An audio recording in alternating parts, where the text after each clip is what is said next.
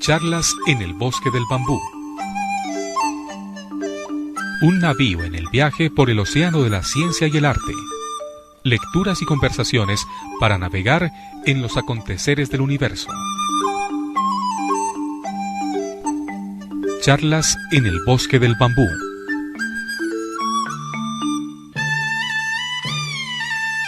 Con Marga López Díaz.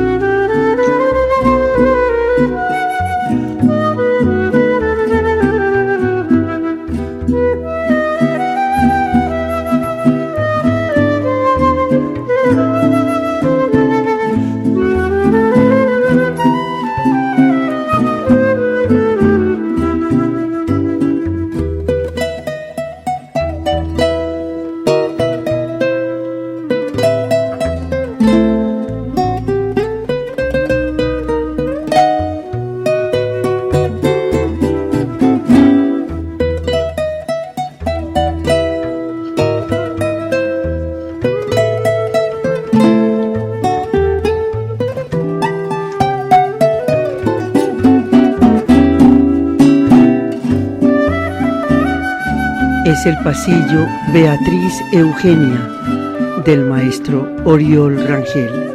Nos acompaña Guafa Trío, 3 virtuosos, Ignacio Ramos en la flauta, Armando González en el 4 y Leonardo Gómez en el contrabajo. Conforman esta maravillosa agrupación musical con un formato poco usual en la ejecución de pasillos, bambucos y danzas. Ellos acompañarán nuestro programa en homenaje a Manuel Uribe Ángel, el médico y geógrafo que amó a su país. Escrito este libro de la colección juvenil Colciencias por la periodista y escritora Pilar Lozano.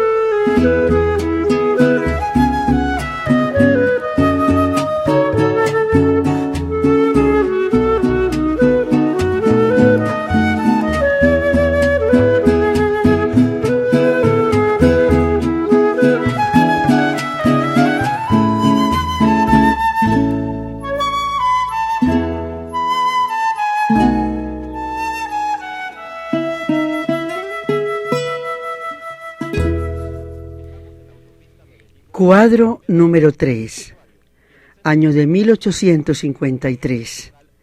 Ya Manuelito tiene 31 años. Manuel Uribe Ángel regresó otra vez a su casa paterna tras un largo viaje que lo llevó primero a Ecuador y Perú, y luego más lejos, cuando atravesó el Atlántico y fue a dar a París. Volvió con nuevos diplomas de medicina, con experiencias en prácticas curativas hasta en las selvas del Amazonas, con libros y apuntes de los debates médicos que agitaban el mundo de la ciencia. Recordemos, año de 1853. Comienza nuestro cuadro número 3. ¡Cuidado!, gritó al que le ayudaba a bajar la carga de las mulas. En el bulto iba su más preciado tesoro, un escritorio de mesa portátil. Al abrirlo, aparecían los cajones para plumas, papeles y tinteros. Cerrado, era un pequeño baúl con 2 manijas para hacer cómodo su transporte. y este mueble ocupó siempre un lugar especial en la inmensa casa de 2 pisos y altillo, justo a medio camino entre la catedral y el puente Palacé, a donde se trasteó luego con su mujer Magdalena Urreta, hija del coronel Gregorio María Urreta. Siempre estuvieron juntos el pequeño escritorio, las plumas de ganso, las de acero y los arrumes de papel. Medellín crecía encajonada, las montañas la cerraban al oriente y el río Medellín le cortaba el paso al occidente. Las calles eran cóncavas en el centro y altas en las aceras. Calles canoa, las llamaba Manuel. Cuando llovía, por el medio corrían precipitados arroyos. Encontró a muchos de sus colegas entusiasmados con las teorías del francés Broussais, que veían todo mal signos de inflamación. No se atrevían a recetar nada distinto a emolientes y refrigerantes, sangrías y dietas que resultaban a veces tan malignas como el mal. Sangradores y barberos, armados de estiletes, navajas y punzones, cumplían con la tarea de hacer sangrías hasta el desfallecimiento del paciente. Cortaban y esperaban con calma que 6 u 8 onzas de sangre cayeran al platón colocado en el piso. Se suponía que esto disminuía la congestión y el doliente podía respirar mejor al evacuar la abundancia de sangre y de humores, como decían. Uribe no estaba de acuerdo con estas prácticas, pero tampoco confiaba en los ingleses colocados al otro lado. Todo mal era señal de desfallecimiento y debilidad, y se limitaban a dar tonicidad y estímulo a los indispuestos. El error está en cualquiera de los extremos, le dijo a Ignacio de Quevedo, quien había sentado sus reales desde hacía 10 años en Medellín. Para mí, la verdad, hay que buscarla en el medio. Ignacio de Quevedo seguía teniendo cara de prócer y su habilidad al usar escalpelo y cuchillo lo habían hecho toda una celebridad en la ciudad. Recién llegado, solicitaron sus servicios en casa de doña Ana Joaquina de Echavarría. El parto se complicaba y las comadronas no sabían qué hacer. Sin dudarlo un instante, el médico dio órdenes para la operación. Sábanas y bayetas limpias, agua tibia y jabón, que alguien tenga lista una copa de aguardiente o ron. Gritaba mientras escarbaba su maletín, sacaba el escalpelo, tijeras, pinzas y se arremangaba las mangas de la camisa. Ana Joaquina se convirtió así en la primera paciente in vivo de América Latina en someterse a una cesárea. Permaneció adormecida a punta de aguardiente y opio. Años después, Ignacio de Quevedo fue el primero en reemplazar aguardiente y opio por un pañuelo empapado en cloroformo. Ideas llegadas de Europa y Norteamérica empezaron a romper el círculo cerrado de la medicina en Antioquia. La geografía alborotaba también el ambiente intelectual de Medellín. Meses antes del regreso de Manuel Uribe Ángel, el colegio provincial se engalanó de fiesta para recibir al geógrafo coronel Agustín Codazzi y a su séquito de escribientes, botánicos y dibujantes. Fueron agasajados como héroes luego de una larga exploración. La prensa empezó a divulgar los informes de lo visto por estos científicos a su paso por Mariquita, el páramo de Herbeo, el naciente caserío de Manizales, donde se detuvieron más de lo pensado e hicieron el trazado de la plaza. También Salamina, qué hermosa es Salamina, y Río Negro. En acto especial entregaron a las autoridades el mapa de la región estudiada. Manuel Uribe Ángel devoró con interés estas reseñas y los apuntamientos de los viajeros nacionales y venidos de lejos que se habían atrevido a cruzar las montañas de Antioquia. Los escritos meteorológicos, geológicos y barométricos del francés Bousingot, quien midió las alturas y estudió las aguas, y los relatos del barón von Humboldt sobre sus correrías por tierras granadinas. Y tuvo una idea que empezó a crecer y crecer. Se la comentó una tarde mientras paseaba por el bosque de Envigado a su amigo Emiro Castos a él le contó y le dijo: sería conveniente y provechoso para el país que toda persona que se encuentre en actitud de escribir bien o mal recogiera sus impresiones de viaje, por corto y por insignificante que éste fuese. Las ciencias ganarían inmensamente con ello. Y lo puso en práctica de inmediato. Las malas influencias se contagian, afirmó entre risas al mostrarle a Emiro Castos sus primeros apuntamientos, una especie de memoria de un recorrido por el valle de Aburrá. No se le escapó detalle. Aparecían todas las quebradas que cruzaban el valle y el porqué de sus nombres. Emiro se quedó asombrado. «Me vas a desbancar», comentó en tono de chiste. Emiro, que vestía siempre con desgaire, estaba dedicado de lleno a contar con palabras costumbres, hechos políticos e históricos. Se le conocía por su agudeza al polemizar. Esa tarde, los dos amigos conversaron de historia y de literatura. Emiro era delgado y de piel blanca. Caminaba por el bosque con la cabeza inclinada, como ido, perdido en la historia de Grecia y Roma, en los escritos de Plutarco, Víctor Hugo o Shakespeare. A ratos se quedaba como absorto, tan desligado del mundo, que Manuel tenía que hacer alguna seña, algún ruido para que lo volviera a acompañar. Desde entonces, Manuel, a más de médico, empezó a ser un poco geógrafo e historiador y un poco escritor. Publicó su primer libro, un tratado sobre minería en Antioquia. Podría decirse, sin hipérbole, que en Remedios se asolea el oro en cueros, anotó en esa ocasión. Guafa Trío.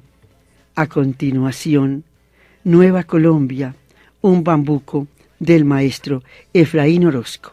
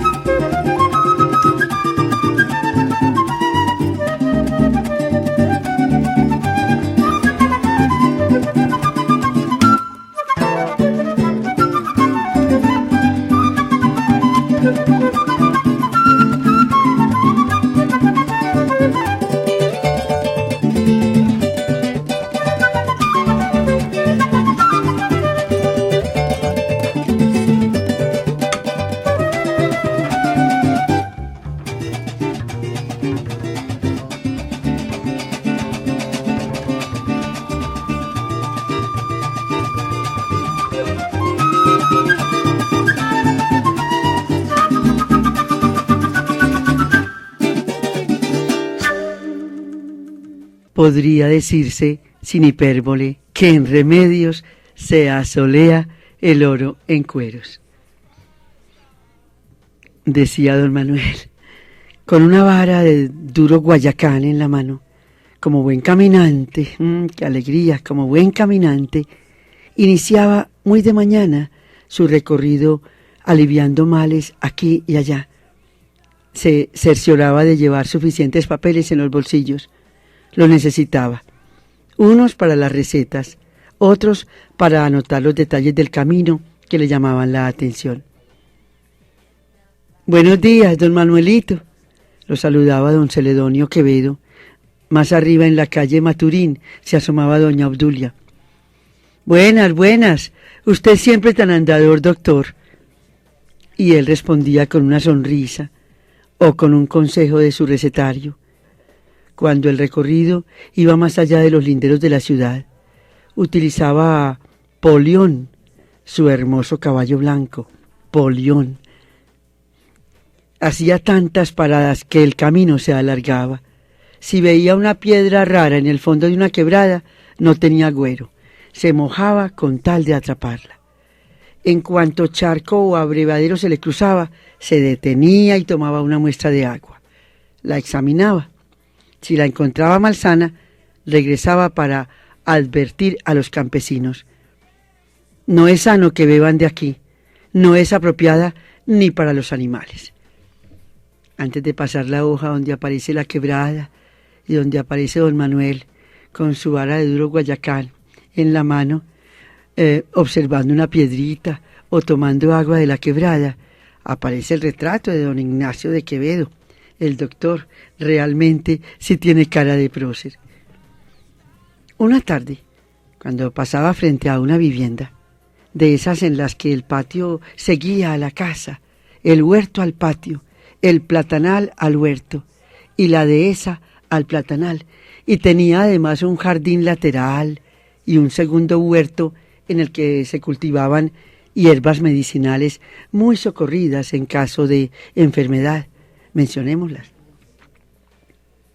quina, eneldo, poleo, hierbabuena, malva, hinojo, bledo, malvavisco, perejil. Palabras que siempre escuchamos a nuestras madres o abuelas. Dulces palabras en sus labios. Escuchó don Manuel un vocerío. Se asomó para ver qué provocaba tamaña alaraca. Mi Dios me lo trajo, doctor. Siga que mi nieto, en estico, se tragó un mugre, llamó alarmada una señora. Don Manuel atendió el llamado, sacó rápidamente sus varillas de ballena, buenas para extraer o empujar objetos extraños. Resultó que el pequeño tenía atorada en su garganta la pepa de un mamoncillo. Pasó muchas veces. Luego de sacarla, don Manuel arrimó su boca a la del niño y le pasó el soplo vital. Para terminar de resucitarlo, ordenó que le dieran un baño en una ponchera con agua tibia. Pasado el peligro, se sentó en una banca, se quitó el sombrero, pues del afán no reparó en hacerlo antes, encendió un cigarro y se puso a hablar con el abuelo. ¿Recuerda usted?, le preguntó a este campesino avejentado, que hace un tiempo una fórmula podía tener hasta 20 plantas distintas como ingredientes y era necesario que una falange de comisionados anduviese por huertas y jardines, prados y rastrojos, bosques y colinas, cerros y breñas, buscando matas tan raras como la aristoloquia, la cascarela o la zarzaparrilla? El viejo soltó una carcajada cómplice y Manuel siguió el juego de hacer memoria.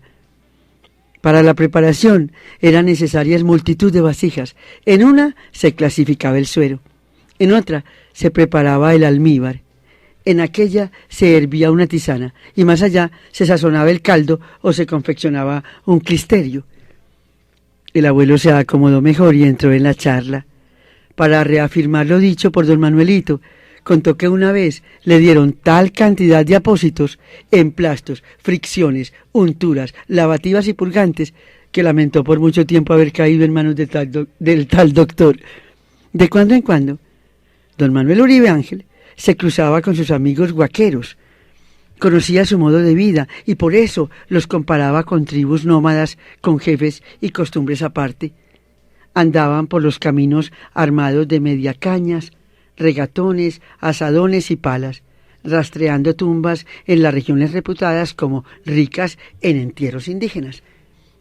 Llegó a pensar que sufrían del mal de sarcofagomanía. No medían el peligro, querían a toda costa el oro de los entierros. Las piezas de cerámica o piedra para ellos no tenían ningún valor. Cada vasija de barro y cada instrumento de piedra que se destruya es una pérdida para la ciencia, repetía a los que querían escuchar. Es cierto, doctor, que en Antioquia los indios fueron En número muy pocos, le preguntó uno de ellos. Yo, que he tenido la paciencia de estudiar historia con un poco de atención, atribuyo esto a la actividad sanguinaria del conquistador, opinó don Manuel. A sus tareas de médico, geógrafo, historiador, escritor, agregó pronto la de profesor. Por calles y caminos empezaron a verlo en compañía de Joaquín Castilla y otros jóvenes. A falta de facultades de medicina, algunos médicos aceptaron discípulos particulares. Aprendían el arte de curar, de tanto mirar y escuchar al maestro. Por su cuenta, estudiaban anatomía en esqueletos que ellos mismos armaban con huesos conseguidos en el cementerio de San Lorenzo, el cementerio de los pobres. Con su séquito de estudiantes, se hicieron más largas las paradas en el camino. Muchas veces, al regresar a casa, cuando ya estaban encendidos los 4 faroles alimentados con petróleo que iluminaban de noche la plaza principal, se encontraban con Manuel Vicente de la Roche y su ayudante y alumno Andrés Posada Arango, un joven que siempre cargaba sus instrumentos de herborizador. En todo Medellín se comentaba que era tanto el amor de este muchacho por la ciencia que pasaba días y noches enteras espiando el momento en que abrían y cerraban las flores en su jardín. Andrés Posada Arango. Decidían entonces unirse a una tertulia de las que se improvisaban en las boticas al olor del agua de rosas, qué deliciosa es para el rostro, bálsamos y colutorios. En una de tantas, Joaquín manifestó entusiasmado: Maestro Uribe, los campesinos dicen que esta corteza sirve para aliviar las llagas. Y le pasó una cáscara de palo de María. No hay que creer solo bajo palabra lo que el vulgo da por hecho. Para saber con certeza las propiedades químicas y médicas hay que estudiar y estudiar, replicó Manuel Uribe en tono de consejo. Puso sus ojos pequeños, cada vez más profundos, en los ojos de su alumno y lo aleccionó. Observar y observar y observar detenidamente y con paciencia. Dado como era a soltar frases con profundas enseñanzas, agregó: en ciencias biológicas, el principio de sabiduría consiste únicamente en saber dudar.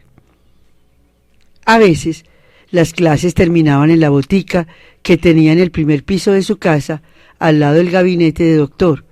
Como la idea era familiarizar a los estudiantes con los medicamentos, hurgaba con ellos en el botamen ordenado en la estantería de caoba.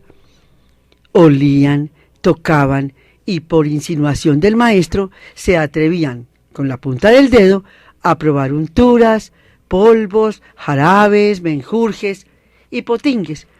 Y en medio de ese inmenso salón, lleno de mesones, alambiques, pesas, morteros y pomos de porcelana, los discípulos conocieron a medias el secreto de la píldora que ingeniaba Uribe Ángel como panacea para padecimientos y quebrantos. Manuel reservaba siempre unos momentos para ordenar y clasificar lo recolectado en el día. Aniceto Zapata, el mandadero de la casa, le había conseguido una caja de madera para guardar las muestras minerales. Buena y grande, le dará trabajo llenarla, patrón, anunció orgulloso de su elección. Entrada la noche, el médico se convertía en hombre de letras. Muchas veces Magdalena, su esposa, lo encontró al amanecer, doblado sobre largas hojas de papel rayado, escritas en letra impecable, la caligrafía. Desde muy recién casados, ella, en silencio, se dio a la tarea de organizar estos manuscritos. Descubría un cuento a medio hacer. Al lado, el inicio de un capítulo de geografía o aparte de una reflexión histórica o un artículo de prensa. Un día, cuando Magdalena andaba en estos afanes, ordenando papeles en baúles y escaparates, Manuel la llamó. Mujer, es hora de ir pensando en alistar el equipaje. Nos vamos para Bogotá. Pero antes de pasar al cuadro número 4, vamos a escuchar a Guafa Trío en la obra Abrazos y Besos, un bambuco de el maestro, se llama muy hermoso, Justo Almario. Y recordemos, según nos enseñó don Lope de Vega nos dice, cada alma en su armario. O sea que un armario es un armario para guardar el alma.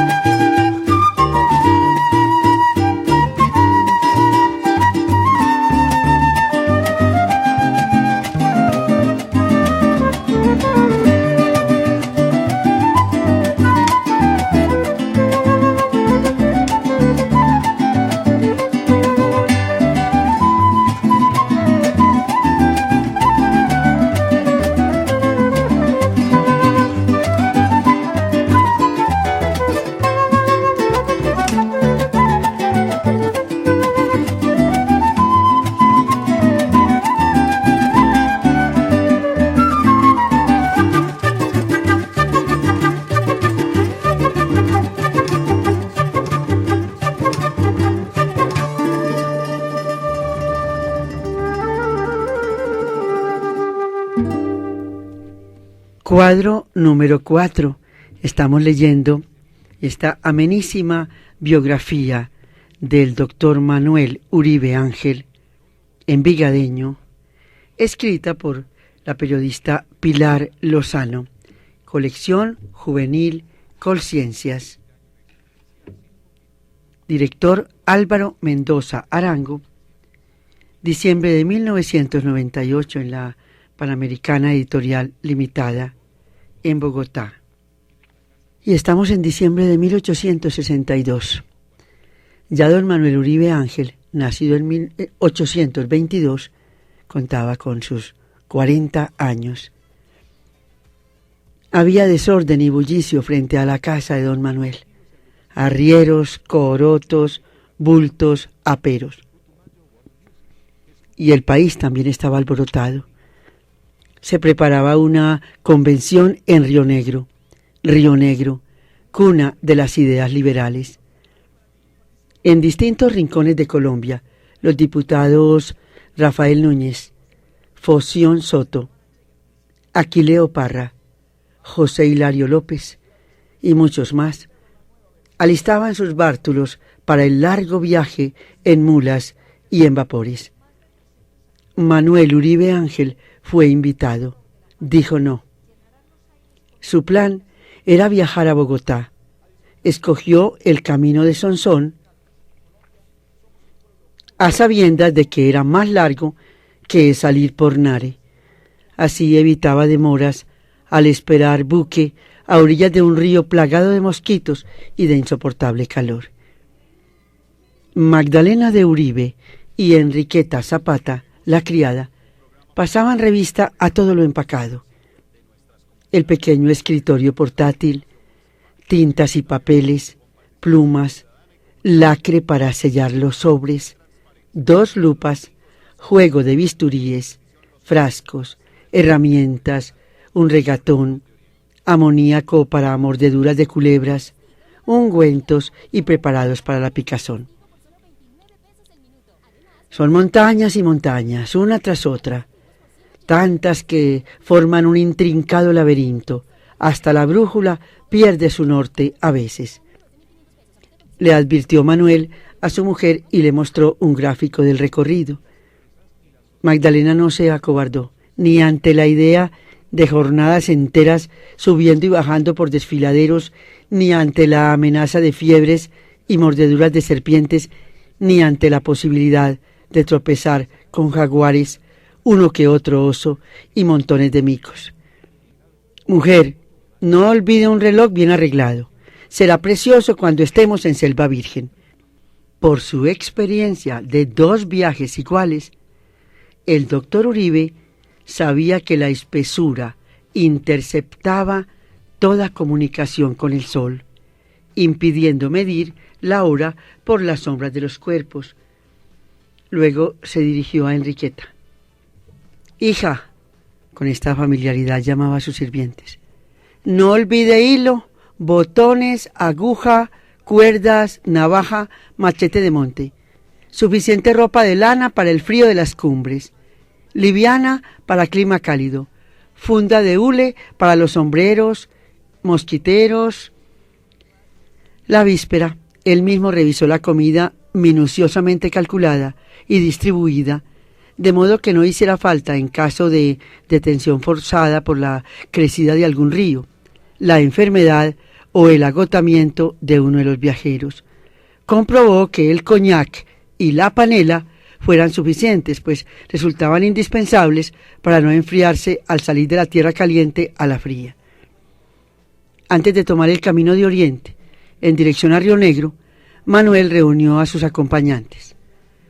Magdalena, don Ricardo Wills, su mujer y la pequeña hija de estos, arrieros y peones, y les dijo: los viajes no son otra cosa que un catecismo, un libro de escuela, una obra académica en forma de preguntas y respuestas. Y muy pronto entendieron que en verdad Manuel se lo tomaba así. Iba armado de una curiosidad inmensa, unas ganas de sentirlo todo, olerlo todo, aprenderlo todo. Se dejaba llevar, sin ninguna resistencia, por la felicidad que le producía contemplar el paisaje. Habían avanzado muy poco y las mujeres hablaban del delicioso olor de las azucenas que perfumaban el aire. ¡Qué viaje! Lo importante de esta planta, interrumpió el doctor Uribe, no es solo el aroma de sus blanquísimas flores, sino las virtudes milagrosas de su corteza. Estamos hablando de las azucenas. Y no paró de hablar hasta no agotar el inventario de atributos que incluía la de ser curativa para la hidropesía. Las ocurrencias de Manuel se convirtieron desde la primera noche en tema de conversación al calor de las hogueras. Descubrieron que se sentía distinto, como inflado de alegría, en lo alto de las cimas. Al llegar al alto de Santa Elena, invitó en tono cariñoso a sus compañeros a voltearse. Saludemos a Medellín. Y mirando así la ciudad y el curso caprichoso del río, habló fuerte para que todos lo escucharan. El cerebro se refresca con la brisa helada de las cimas andinas. Las ideas toman formas poéticas, algo magnético nos obliga a volver, a poner los ojos sobre lo que se ha dejado atrás. Ay, qué bueno ver a Medellín desde Santa Elena, con el río, en su caprichoso curso cuando iba por donde le daba la gana. La escena se repitió muchas veces en las 1000 crestas que treparon. Siempre invitaba a detenerse, descansar, ver y sentir, aprovechando que el mundo estaba dispuesto allá, abajo, como un inmenso mapamundi. En lo alto del rodeo, una de las últimas cimas antes de bajar al río Magdalena, se deleitó como nunca con una borrasca seca, puramente eléctrica, que se desató en las hondonadas inferiores del cerro. «¡Esto es una maravilla!», gritó entusiasmado como un niño. «Parece que los rayos salieran de nuestros pies». Las chispas eléctricas volaban de nube en nube en ráfagas de vivísimo fuego, imitando en sus curvas y movimientos la forma de irritadas serpientes. Manuel las seguía con la mirada y correteaba de aquí para allá, tratando de adivinar el punto exacto en el que se originaría la siguiente descarga. Su mujer, inquieta ante el espectáculo, lo empujaba del brazo para que entrara al rancho, pero él, ensimismado, se negaba a buscar cobijo. Se quedó ahí hasta que todo el aguacero le cayó encima. Cierto día alcanzaron a pensar que Manuel era un tris disparatado. Avanzaban por un lodazal y las mulas se atollaban hasta más arriba de la rodilla. Se enterraban tanto que al sacar las patas sonaban como detonaciones de arcabuz. Los peones se entretenían con relatos sobre mulas ahogadas en barrizales. A lo lejos apareció una manada de bueyes. «Aquí me quedo», anunció Uribe. «Quiero ver cómo caminan animales tan pesados en estos atascaderos». Y esperó hundido en el barro. Pasó tan cerca a la manada que su mujer alcanzó a gritarle alarmada: «¡Cuidado!». Él, como si nada, soportó una lluvia de lodo y luego contó entusiasmado el resultado de su curiosa observación. El buey, al levantar la pata, forma airosamente un semicírculo y al asentar el casco lo hace en forma de tirabuzón y deja en cada huella una especie de tuerca de tornillo. Vamos por la página 31 y vamos a parar un poquitico porque viene un vals y un pasillo. El diablo suelto y Satanás.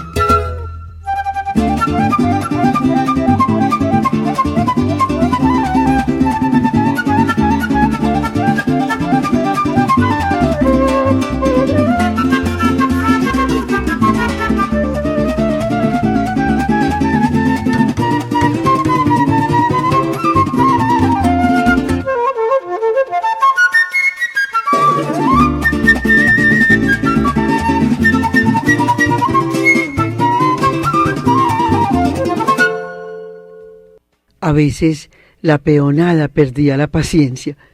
Cuando pasaron por La Ceja, recién iniciado el recorrido, le dio por hablar con cuanto anciano y anciana encontró en la plaza, hasta que no preguntó todo lo que quería preguntar y no supo todo lo que quería saber, no continuó el viaje. Había oído decir que allí era donde más se respetaban los viejos hábitos de toda Antioquia, y resultó ser verdad. Eran tan religiosos como tomadores de chocolate. Chocolate por la mañana, chocolate sobre el almuerzo, a las 11, a la 1, a las 4, y chocolate al acostarse. Pero pronto olvidaban los afanes causados por estas demoras y volvían a sentirse seguros y contentos en compañía de don Manuelito.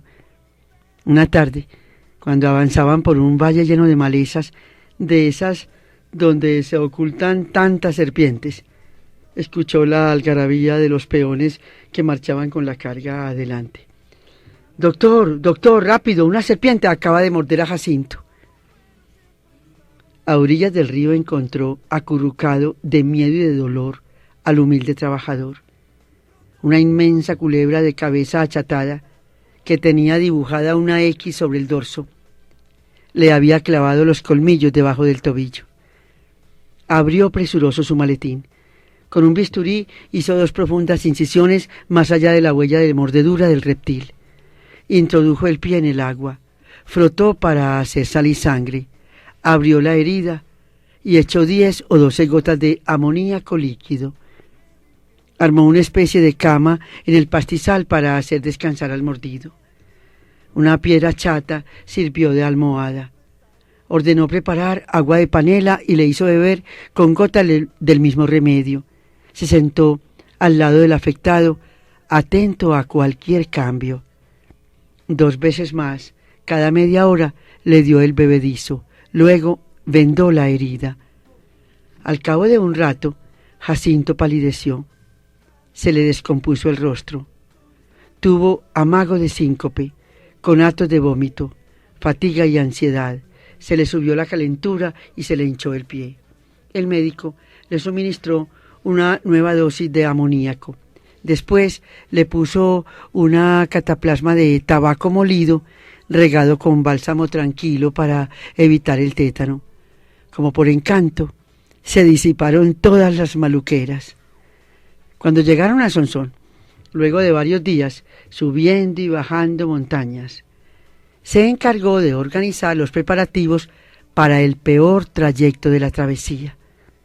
El camino se convertía en senda, esta en vereda y finalmente en huella. Tocaba entonces dejar las mulas y montar en hombres, capaces de llevar a sus espaldas personas como si fueran bultos. Pasaron por la pesa, equipaje y personas, pues el pago se concertó a 3 pesos por arroba. Magdalena se subió a las espaldas de Isaac, mozo corpulento. Sobre Matías, presumido de cara bonita, se acomodó la mujer de Wills, y don Manuel sobre Marcos, un hombre de unos 45 años con carate sobre el rostro, delgado, melancólico, humilde y con un bigote argentino tan pequeño que pronto el resto lo apodó Pico de Plata. La niña viajó sobre un peón tan callado que lo llamaban el mudo. Si no me trajera a mí, traería un fardo. Yo peso poco más de 4 arrobas, un fardo 5. Conmigo pujará a ratos, con el fardo siempre. La diferencia está en que la carga es peso muerto y yo peso vivo. Cuando resuelle grueso y jadeante, trataré de no oír o me bajaré, dijo Manuel jocosamente al treparse a la silla armada con palos y lazos y atada a la espalda de Marcos. Y desde ese día Marcos fue de sorpresa en sorpresa con su pasajero. Estaba fascinado, no le encajaba que un hombre tan menudo fuera tan astuto. Cuando se quitaba el armazón pegado a sus espaldas, Marcos se dedicaba a la hechura del rancho y a buscar la paja para las camas. Don Manuel le ayudaba y cuidaba de que no quedara al lado de pantanos, pues se creía por entonces que las fiebres que atacaban con frecuencia a los viajeros no eran más que el producto de emanaciones que salían de estas tierras anegadizas. De día no hay peligro, explicó el doctor, pues los efluvios son arrastrados por el calor a las partes altas, pero cuando el sol se pone, el germen mortal entra por el aparato respiratorio con solo pasar cerca a los fangales. Y le enseñó también que para prevenir las fiebres usara el zumo de limón en forma de limonada hervida. De noche, mientras ponía en orden los apuntes del día, escuchaba las charlas de los criados. En total, más de 20. Unos cargaban el equipaje, otros, los peones de agua, estaban siempre listos para arreglar, refaccionar o armar puentes y evitar todo peligro en los ríos. Y los racioneros, peones de los peones, muy jóvenes, casi niños, que se comportaban como alegres bribonzuelos. Su merced, ¿qué es lo que tanto escribe?, le preguntó curioso Marcos. Lo que siento, lo que veo, lo que pienso, lo que escucho, lo que huelo. También escribo consejos para viajeros. Usted, Marcos, me puede prestar gran ayuda. Leyó los anotados. Infeliz el caminante que se deja coger por la salida del sol en la posada. Su día es casi perdido. La pereza y asco al lodo son los dos enemigos capitales del bienestar de los viajeros en América. Era uno. Ni río adelante ni carga atrás. Era otro. Y mi gran secreto, anunció en forma solemne don Manuel, la selva virgen, sin asomo de comodidad, es el sitio donde se logra la felicidad total. En la naturaleza primitiva, el cerebro logra la calma y es tanto el placer que, sin temor, uno se proclama plenamente feliz. Marcos agregó unos consejos más. Más vale que sobre y que no falte. Barriga llena aguanta trabajos. Una tarde, pasando por un paraje lleno de orquídeas, unas muy pequeñas color purpurino, Manuel se sintió embelesado. Este es un género misterioso de plantas, dijo para sí mismo, y ordenó a Marcos detenerse y desempacar las lupas. Se dedicó a examinarlas. El liquen crecía sobre piedras, trazando dibujos caprichosos. Había escuchado decir a muchos botánicos que esta planta tenía el poder de hender las rocas más duras y resistentes. Después de observar y observar y observar, sospechó que era posible que tal afirmación no fuera cierta. No fue la única vez que hizo detener repentinamente a su carguero. ¡Para, para!, dijo de repente otra de esas tardes. «Oiga, paisano», gritó a uno que cruzaba más allá del camino, «sáqueme de una duda. Esta quebrada, después de esta curva, desemboca en el río La Miel». «Sí, mi don, y allí más adelantico hay otra, la quebrada La María, que corre el mismo camino». Y la charla no terminó hasta que no armó en su cabeza el mapa del cruce de aguas del lugar. Pero antes de continuar, vamos a escuchar La fantasía en 6x8, un bambuco del maestro José Revelo.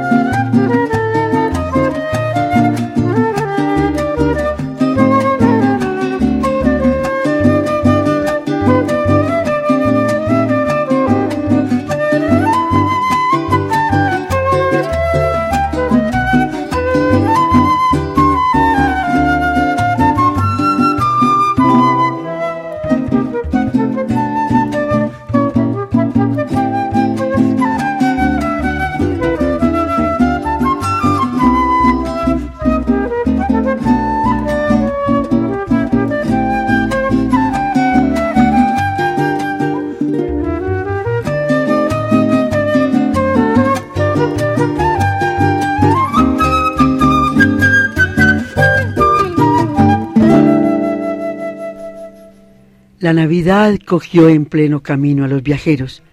Los peones, felices, hacían planes para una Nochebuena en Nariño, donde se encontraba leche y aguardiente con facilidad. Nariño no era más que unas chozas agarradas de un filo de montaña. Ya en el pueblo, al notar la ausencia de niños, Manuel hizo este apunte: seguramente al gatear se han rodado a los abismos de uno y otro lado.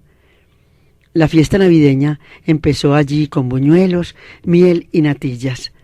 Los cargueros se iniciaron con el aguardiente. Pronto siguieron el camino. Iban montaña abajo y el calor empezó a ser sofocante. Manuel se detuvo en medio del bosque. La gritería de loros y guacamayos era ensordecedora. Cientos de micos bulliciosos y gritones brincaban de un lado a otro en las copas de los árboles.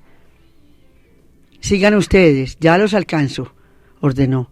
Estaba encantado con las enredaderas y las flores de mil matices, las guaduas y 2 senderos que bajaban en espiral que le hicieron recordar las culebrillas de colegial. Cuando los alcanzó ya habían elegido la posada para esa noche de fiesta. «Desastrosa», pensó en silencio. Al poco rato tuvieron que pedir asilo en una casa vecina. Organizaron de nuevo todo. Extendieron la paja, sobre esta un encerado y sobre él una estera, sobre la estera la sábana y sobre esta 2 almohadas y una colcha. Sobre este petate se acomodaron, agotadas, las mujeres.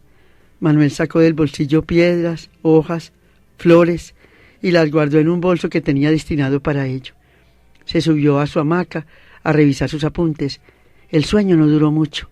Terminaron todos espantados por los murciélagos que invadieron la casa al amanecer y de ñapa, desesperados por la rasquiña de las picaduras de mosquitos. Antes de llegar a Villeta, aquí, por hoy, se nos detiene el viaje. Va muy bueno. ¿Cuánto nos demoraremos para llegar a Bogotá? Despide nuestro programa el pasillo del maestro Carlos Vieco Ortiz, el violento, Guafa Trío, aquí leyendo la biografía de don Manuel Uribe Ángel.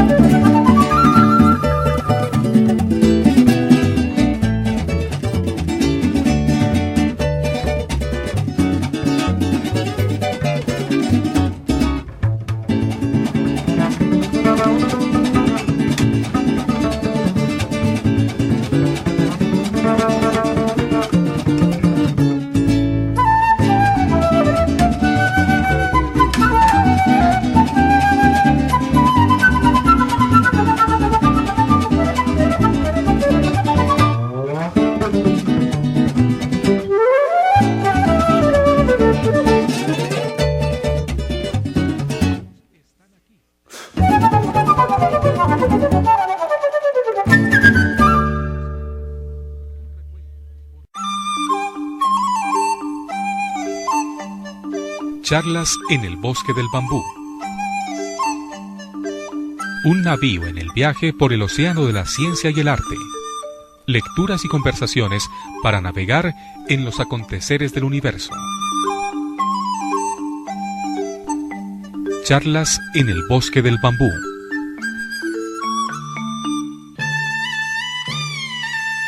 Con Marga López Díaz.